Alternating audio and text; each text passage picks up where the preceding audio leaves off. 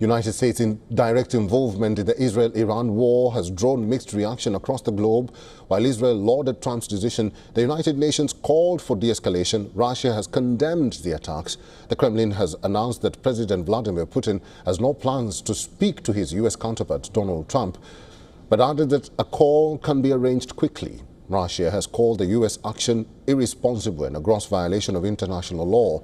In a statement, the Russian Foreign Ministry said, quote, "It is already clear that a dangerous escalation has begun, fraught with further undermining of regional and global security." Then, in a series of posts on social media platform X, Dmitry Medvedev, deputy chairman of Russia's Security Council, questioned what the U.S. had accomplished with its strikes and warned that several countries are now ready to supply Iran with their own nuclear warheads.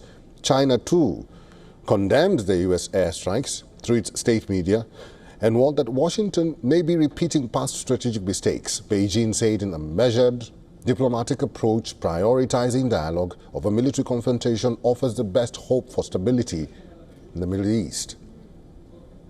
America's allies, France and the United Kingdom, have both said they were not involved in the planning of the strikes.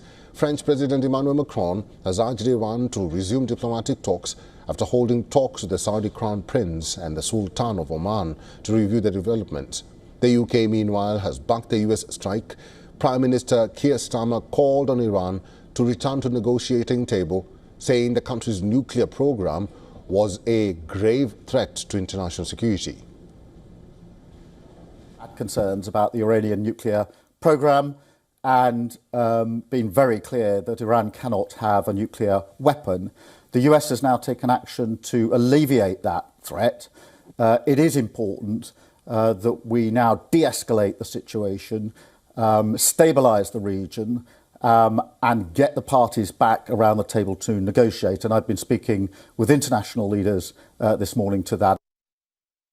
Meanwhile, the Philippines has called for de-escalation and a return to peaceful dialogue. This as the number of Filipinos injured by Iranian retaliatory missile attacks on Israel rose to 8. More than 100 Filipino activists held a protest in Manila to condemn the U.S. bombing of 3 Iranian nuclear sites. Egypt, too, has denounced the escalation, warning that the United States' attack on Iran's nuclear facilities could have dangerous regional repercussions. Egypt's foreign ministry urged against, quote, the danger of the region slipping into further chaos and tensions and called for a return to political solutions and diplomatic talks.